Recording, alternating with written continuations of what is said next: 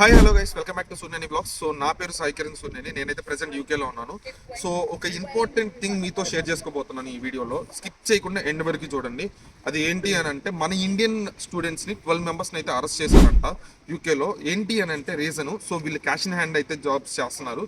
So ఆ reason వల్ల వీళ్ళని అయితే పట్టుకున్నారు. అండ్ వన్ మోర్ థింగ్ ఏంటి అని అంటే, వీళ్ళు ఎలా దొరికారు అని అంటే, ఒక అన్ఆథరైజ్డ్ మీన్స్ అన్రిజిస్టర్డ్ కంపెనీస్లో ఒక ఫ్యాక్టరీలో వర్క్ చేస్తున్నారు. సో మొత్తం 12 మెంబర్స్ ఉన్నారనమాట. ఈ 12 మెంబర్స్లో ఒక అమ్మాయి కూడా ఉంది. సో 11 మెంబర్స్ వచ్చేసరికి జెంట్స్, ఒకరు అమ్మాయి ఉన్నారనమాట. వీళ్ళు వచ్చేసరికి బెడ్ ఫ్యాక్టరీలో వర్క్ చేస్తున్నారు. నేను ఇక్కడ స్క్రీన్ పైన అవి కూడా డిస్ప్లే చేస్తున్నాను చూడండి.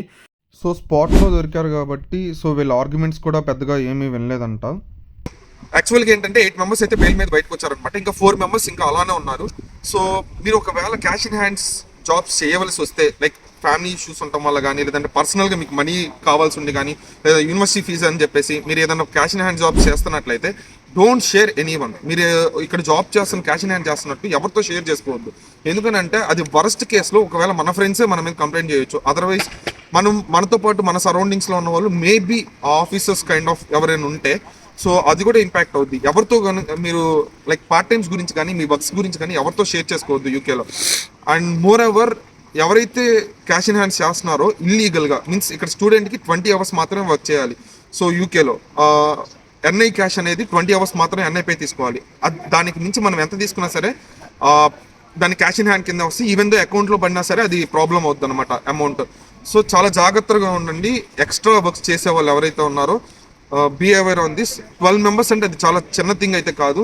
చాలా జాగ్రత్తగా ఉండండి. అండ్ వన్ మోర్ థింగ్ ఏంటంటే, మీరు చేసే వర్క్స్ని ఎవరితో షేర్ చేసుకోవద్దు. మళ్ళీ చెప్తున్నాను, ఎవరితో షేర్ చేసుకోవద్దు. ఇఫ్ ఇన్ కేస్ వరస్ట్ కేసులో మీకు ఎన్ఐ అనేది దొరకకుండా మీరు part times like cash in hand చేయాల్సిన సిచ్యువేషన్స్ వస్తే, సో మీరు పలానా చోట వర్క్ చేస్తున్నాను, ఇంతైతే అమౌంట్ వస్తున్నాయి, లేదా క్యాష్ ఇన్ హ్యాండ్ చేస్తున్నాను అనేసి ఎవరితో షేర్ చేసుకోవద్దు.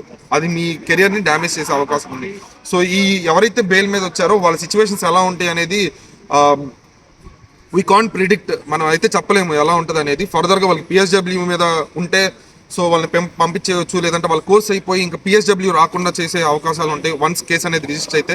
సో ఈ థింగ్స్ మీద చాలా జాగ్రత్తగా ఉండండి. So thank you so much for watching my video.